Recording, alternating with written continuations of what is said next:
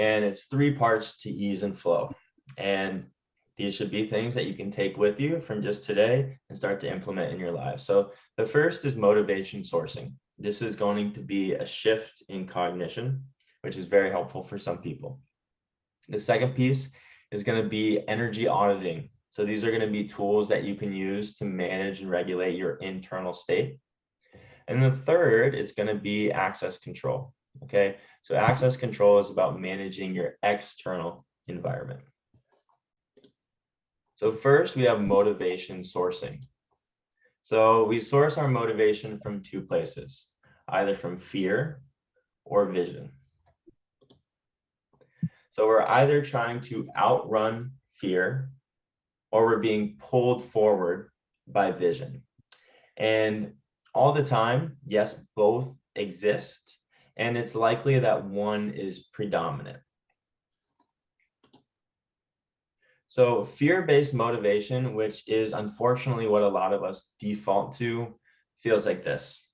You're always trying to outrun failure. You're just trying to get ahead. Things are happening to you. So there's that victim mindset. There's always little problems popping up and you're playing whack-a-mole trying to knock those down, and you're applying quick solutions to them just to keep your head above water. There are fire drills happening frequently, or these emergencies that come up that need to be handled right away. And while you're handling all of these things that are popping up, there's really no space for you to think creatively. There's no space for you to think long-term. And this fear also creates this hyper controlling approach where we're gripping onto everything. We're not allowing the business to evolve. We don't want to invite other people in to support and collaborate with ourselves.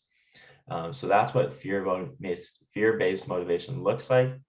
And this is what it might feel like. So you have your vision there, but it just seems like anytime that you're in your head, what you default to is thinking of that fear and feeling anxious and stressed from it.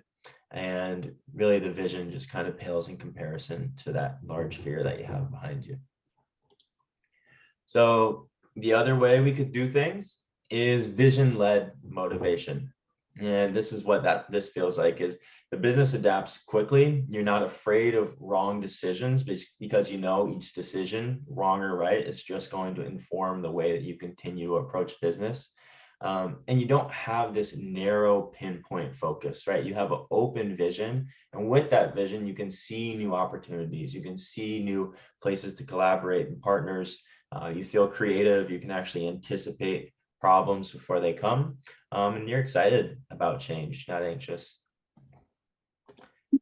And this is what vision-led motivation looks like. So in comparison, the fear shrinks, the vision grows, and you feel pulled forward, magnetized forward to a brighter future, rather than trying to outrun or escape this negative outcome.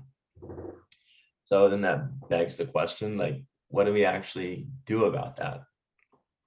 Do we reduce the fear, or do we amplify the vision?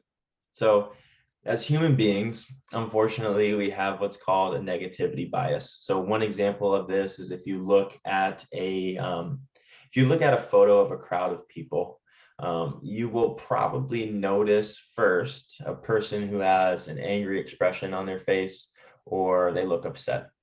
And how that relates here is if, let's say, both are about equal, vision and fear, if both are equal due to that negativity bias, we're going to default into the fear. So the way that we're going to approach this today is reducing the fear. So addressing the fear. And sometimes that fear feels so scary that we don't actually want to look at it. But the method to reduce it is actually to meet it. So what are we actually trying to outrun? And the easy answer here, which is probably in all of your heads, is failure. Ultimately, we don't want to fail. And usually our exploration of the fear stops there. We're just afraid of failure and we don't go any further, but that doesn't allow us to gain any freedom from the fear. So what does failure actually entail? And you can start to think about this question yourself. If things didn't work out, what would actually happen? Would you be homeless? Would you live on the street? Would everyone hate you and ostracize you forever? Would you never again have a chance to succeed? And would you die? So what I've found with my clients is that none of these existential threat scenarios are actually true. Maybe at first glance they are, but probably for everybody on this call, you would figure something out before you were homeless. You would start again, and failure would hurt. I'm not discounting the fear of failure, it's there, but it's usually much smaller than we play it up to be. So, what does failure actually entail? Is it asking for help?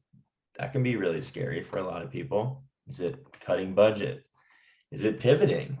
Is it starting something new? Is it downsizing? Are you afraid that other people will judge you if you admit that it didn't work out? And so these are real. I want to acknowledge that. And they're also not existential threats, which it can feel like sometimes to our nervous system when we're trying to outrun this fear. And if any of these things or other kind of not worst case scenarios, right? Asking for help, cutting budget, pivoting, admitting that you were wrong. If any of those things create a death-like fear in you, right? They're really jarring to your nervous system. Then there's something to work through there. And unfortunately, we don't have time for it on this call today, but that can shift. It's about creating some more safety in the nervous system. And knowing that failure is not actually going to kill you, sometimes it can feel that way, and that failure is survivable. So honestly, and this is something to ponder, this is one of the big takeaways from this call today, is what does failure actually entail for you? And is it as scary as you've made it out to be?